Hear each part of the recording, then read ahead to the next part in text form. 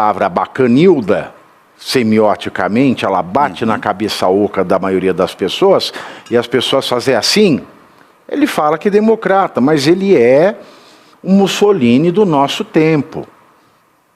Ele é o exemplo daquilo que Marx dizia, da história se repetindo como farsa, e a história do fascismo se repete no Brasil como farsa democrática.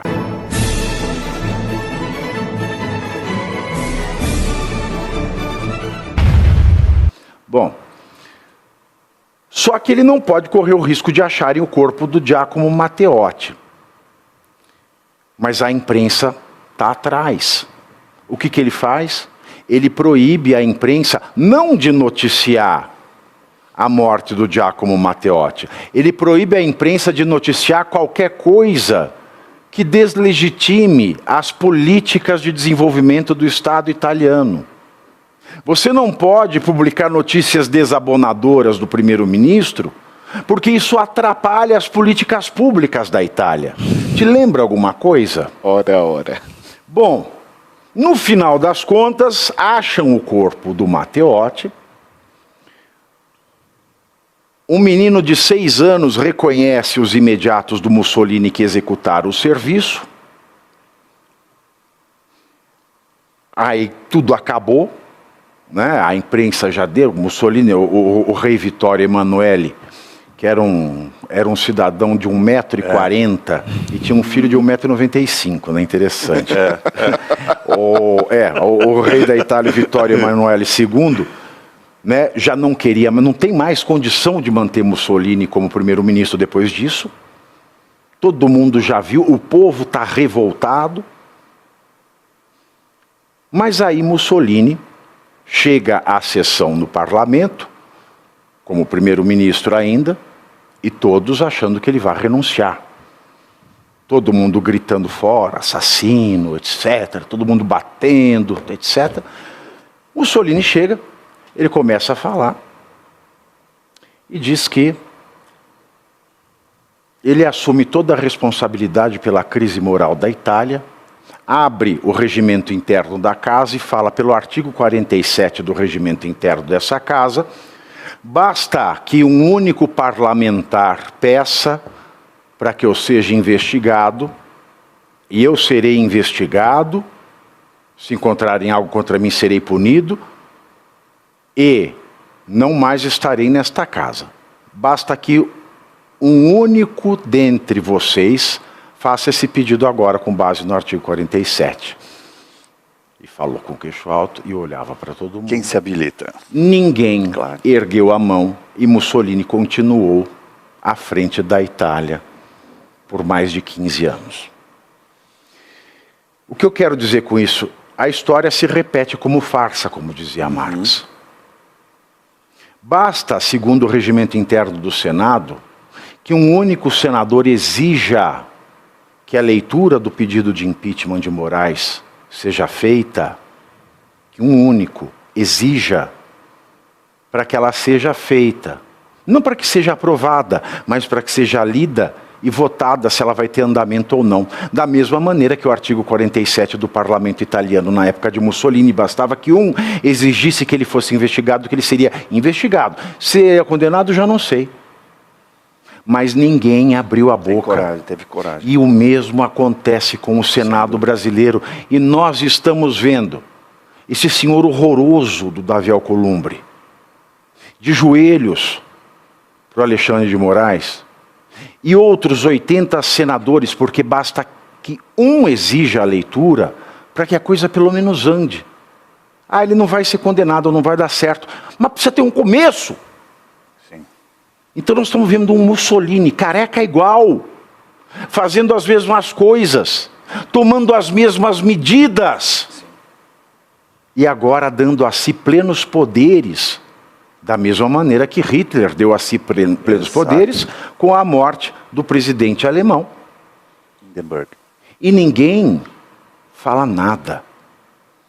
Os livros de história contam, e se você que é meio de esquerda, que é meio xarope, que está me ouvindo falar isso, e está duvidando, compre o primeiro dos 3 livros que compõem a melhor biografia já escrita sobre Mussolini. O primeiro volume se chama M, o Filho do Século. O autor é Antonio Scurati, é um dos maiores historiadores italianos e ganhou o Prêmio Strega, que é a maior premiação da literatura italiana na história. M, o Filho do Século. O que eu acabei de relatar para vocês foi o meu relato de cor do último capítulo do livro. Se você não quiser comprar, vá na livraria, dá uma folhada. É o último capítulo que eu acabei de contar para vocês. Holliday. Olha, Pavinato, é espetacular isso que você trouxe, porque realmente é uma analogia perfeita com o que está acontecendo.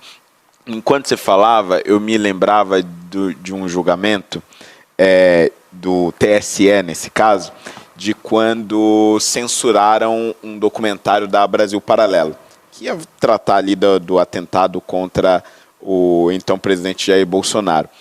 E, na época, a ministra Carmen Lúcia, no seu voto, fez uma observação dizendo: olha, o que estamos fazendo aqui é censura, sim, mas é a exceção, porque o momento nos exige isso. Alguma coisa mais ou menos nesse sentido.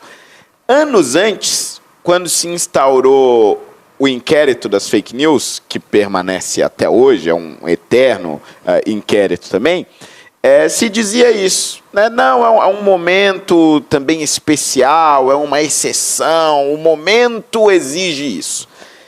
Naquela época, eles não ousaram usar a terminologia inquérito permanente, porque, obviamente, seria um absurdo, como você mesmo nos esclareceu aqui.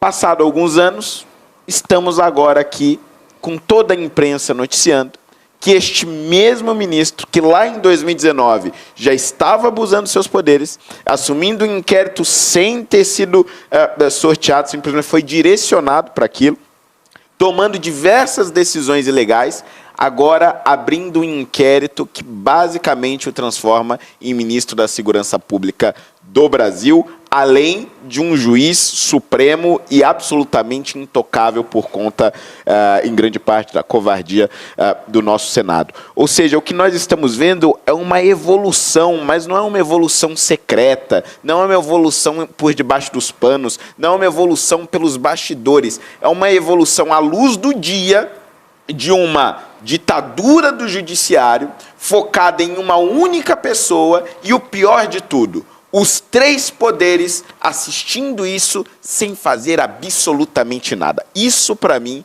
é definitivamente o mais chocante. Quando o Bolsonaro ele começou o governo,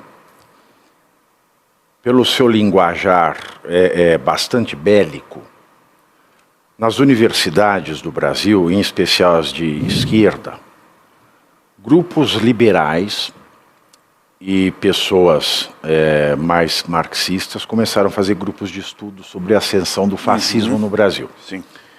Eu lembro bem que o meio universitário encheu-se desses grupos de trabalho. E desses grupos de trabalho que eu vi as produções à época, que eu sou da universidade, não que eu participei desses grupos, não tem nada em todo o conteúdo desses trabalhos que se assemelhe à ascensão do verdadeiro fascismo, que é o fascismo de Benito Mussolini na Itália, ao que acontece no Brasil agora. Sim. Pavinato, você sabe que eu venho estudando democracia já há mais de um ano, pouco mais de um ano, e conheço muito da história da Segunda Guerra Mundial, e, segundo a sua indicação, eu baixei o MOB, né, no meu Prime Video, e assisti os 6 dos 7 episódios do Mussolini, o Filho do Século. Esse é a adaptação para a série do primeiro livro. Só que a série, como tem os produtores de audiovisual são de esquerda, eles põem umas coisas para puxar pro Trump, mas não tem nada disso no livro, viu? Sim. Quando Mussolini fala Let's make Italy great again, não existe isso. Não, isso aí saiu do fiofó do produtor do símbolo do audiovisual. cobre do produtor. Exato. Mas o que eu quero destacar? Eu li, inclusive um autor brasileiro, o João Eldler, um colega nosso, advogado. Falando para você não falar do Roland hoje, viu? Não vou falar do Roland. E outra pessoa falou que assim, que o Holliday engordou. Ele não engordou, ele fez harmonização facial, tá? Por favor. Para de entregar. E agora até me perdi onde eu estava. Bom, o João Eldler é um colega nosso, um advogado, e ele fez um livro brilhante, quase 800 páginas, trazendo para a gente tudo sobre o fascismo. Cita o Giovanni Matteotti, que foi um grande escritor, um comunista, defensor daquilo que ele defendia, obviamente, né? Defensor daquilo que ele defendia, Giacomo, né?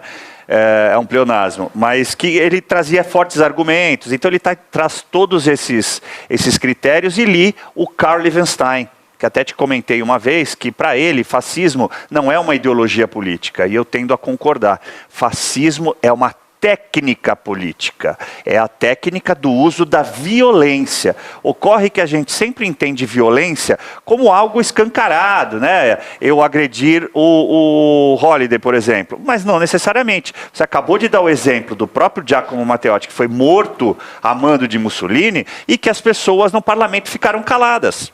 Isso é uma violência velada, as pessoas temem, é o temor. E na questão tanto de Mussolini quanto de Hitler, e eu não vou citar o Roland, a grande questão é que ambos tinham desprezo pela democracia, mas, ao mesmo tempo, se utilizavam da democracia para implementar a sua tirania. Vou dar o exemplo primeiro do Mussolini, quando ele muda a lei eleitoral italiana, para que ele pudesse tomar o parlamento. A mesma coisa aconteceu após o incêndio do Reichstag na Alemanha nazista. Ele, através da supressão de 100 cadeiras do Partido Comunista, ele se torna majoritário. E aí ele pode implementar as mudanças que ele quiser, e aí ele faz a lei de plenos poderes e muda tudo, inclusive a própria Constituição alemã. A gente vivenciou algo parecido aqui no Brasil. Então a violência é utilizada sim. E aí acredito, né, no meu ponto de vista, que você está certo ao dizer que é sim, e não mais a ascensão. Me permita, Pavinato. Mas agora a acomodação do fascismo no Brasil, que já começou em 2019. Que de a maneira gente tinha velada. um fascismo enrustido até então. É isso. Mas com esse inquérito, eu ouso dizer aqui que nós estamos entrando na fase do fascismo escancarado. Perfeito, perfeito. Você não formaliza, porque você não tem como formalizar. O ditador não usa crachá. Exato, mas você deixa claro. Ditador não usa crachá, minha gente. Normalizar o absurdo, é isso que eu ia dizer. Normalizar a coisa toda, é isso. Porque o povo ele gosta de crachá. Você acha que o Fidel Castro usou crachá de ditador? Tirano. Ninguém nunca usou crachá de ditador, meus filhos. O Alexandre de Moraes não é diferente. Como a democracia é uma palavra bacanilda, semioticamente, ela bate na cabeça oca da maioria das pessoas, e as pessoas fazem assim, ele fala que é democrata, mas ele é o Mussolini do nosso tempo. Ele é o exemplo daquilo que Marx dizia, da história se repetindo como farsa, e a história do fascismo se repete no Brasil como farsa democrática.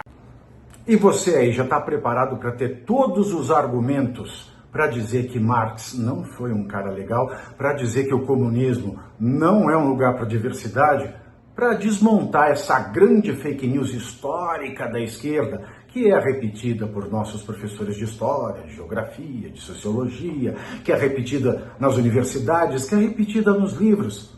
Está preparado para dizer por que Marx não era um cara legal e por que todo marxista raiz também não é, e porque o comunismo é terrível.